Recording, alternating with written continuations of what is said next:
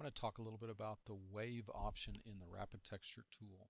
And first I'm going to look at kind of the typical use of the wave option, and then I'm also going to look at what I think are maybe a little bit more interesting ways to use that option in the Rapid Texture tool. So to start off with just a straight seed contour, you can get into the Rapid Texture tool and define the rectangle that you're going to do. In this case 24 by 12 inches, and then a wavelength of 4 inches and the horizontal offset. So in the wave option, this horizontal amplitude parameter actually defines the offset between the pattern, the vertical pattern, in adjacent contours. So we're going to define that at 2, which is half of the wavelength. Give it a vertical amplitude and an offset, in this case 0.6. I'm going to use a 1-inch ball-end tool, so we'll see how that applies there, and then just go ahead and click apply. You see that it creates the pattern, and then if we look at it in the other views, you can see that the pattern is a wavy pattern that's repeated for each contour, and then each contour, that pattern is offset by half of the wavelength, or by that 2 inches that we define. So now I'm going to just move this down a little bit and apply a 1-inch ball and mill engraving toolpath to it. Be sure and check follow contour, and then click OK. Get the toolpaths created, and then let's simulate it.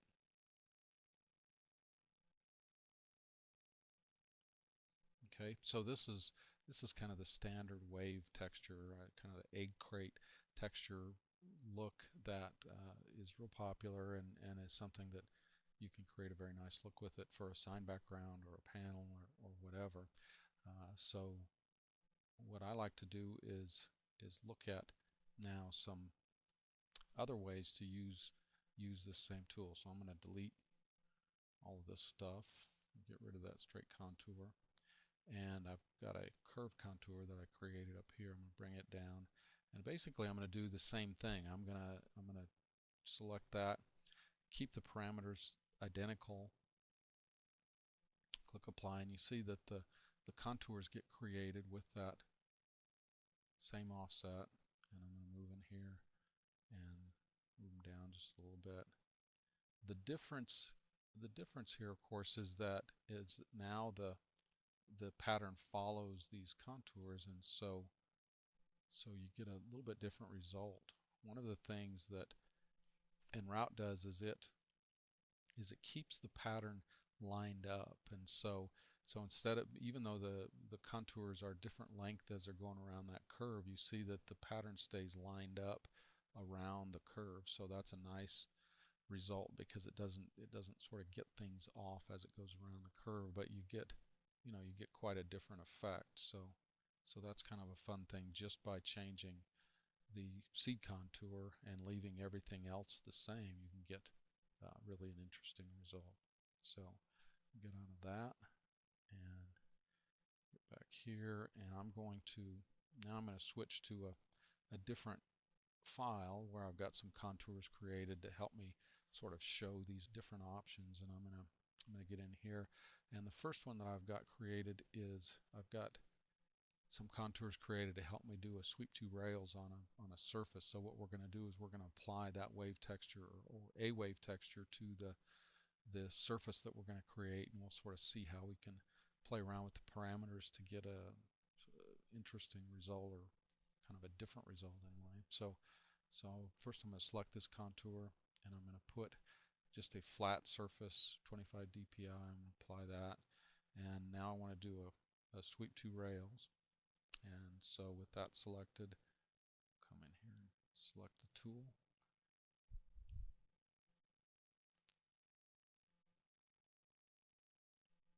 Okay, just got room for my cross section up above there, and I'll click apply. Okay, so you see I get a nice sort of almost like a fabric look to that, or wavy pattern to the relief. So now what I'm going to do is create a rapid texture on top of that and see what sort of result I can get. So with relief selected, and you notice that my relief is oversized a little bit. I just want to make sure that that surface extends outside the size of the contour, the size of the plate that I'm going to create. So I select the relief, select my seed contour, and get in here. I need to change the size because it's a little bit bigger.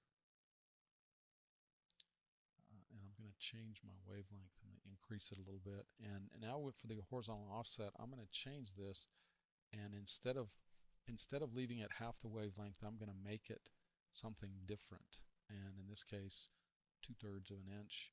The offset I'm going to reduce to 0.45, and I'm going to leave everything else the same. Now, remember, I do have that relief selected, so it's going to apply these contours to the relief. Now let's I'm going to move this out of the way just for the time being.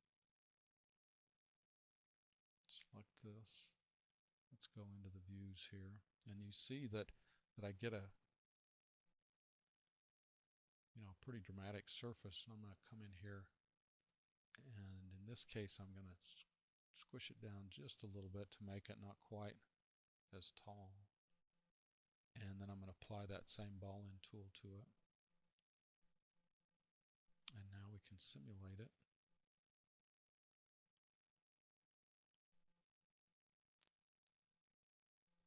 And what you'll see is that I get a surface that's defined, and I get sort of two different effects. I have the wavy effect from that fabric surface that I created, and then because of the offset, because I didn't go half of the wavelength, it introduces a very interesting ripple effect to the texture that then is overlaid on top of that surface. So I get what I think is really quite an interesting effect. There you can sort of see the ripples that are introduced by those parameters I took. So you get the sort of the combination of the ripple effect and the surface that I created to get what I think is really an interesting, almost a water effect on that texture. Something that would look very nice in lots of different applications, I think. So now I'm going to come back here, and I'm going to change layers because I've got kind of another layer created. And what I'm going to do here is I'm going to keep the rapid texture real similar. I'm just going to create a different surface. So here I'm going to create that same flat surface, and now I'm going to extrude. And I'm going to extrude this along these paths. And so with my relief selected, I get into the extrude tool. It asks me what I want to extrude, that. And the path to follow is that. Click apply, and I'm going to do the same thing 3 times here. Ooh, one thing I didn't check, and I'm going to have to back up a step. Let's get out of here. Okay, sorry, I forgot to make one change to my extrude tool. I'm going to come in here, and I want to make sure that I go center bottom on my contour. So that'll place that contour in the right place. Now I select the path. You can see the effect that I get is kind of an interesting surface. Now I'm going to do the same thing 2 more times.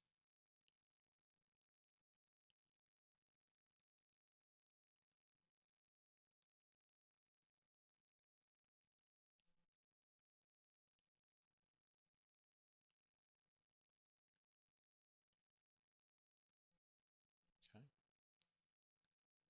So now I get again, what I think is kind of an interesting surface created. Relatively subtle, but real interesting. And that was just by defining a contour sort of carefully, let's zoom in on my cross section here.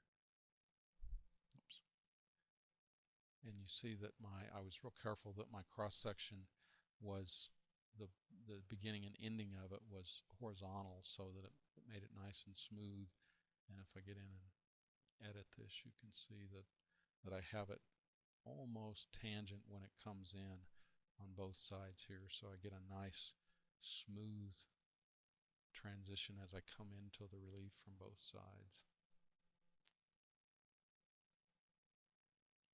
Okay, so now with that selected, and with my seed contour selected, I can get back in here, and I might bump this up just a tiny bit, and maybe even bump this to 0.5, see what result that gives me. Everything else I'm going to leave the same.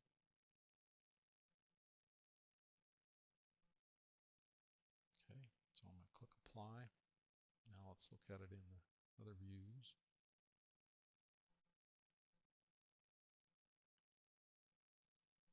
So height-wise, it looks about right. Move this down. Okay.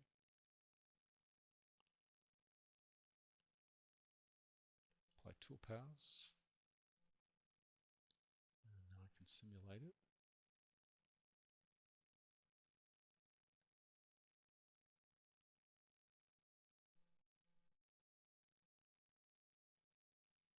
And again, I get a really, what I think is an interesting combination of final surface by using the relief as the base surface to drape the rapid texture on top of, and then changing the parameters in the wave texture so that I introduce that ripple effect to get a really nice organic finished surface.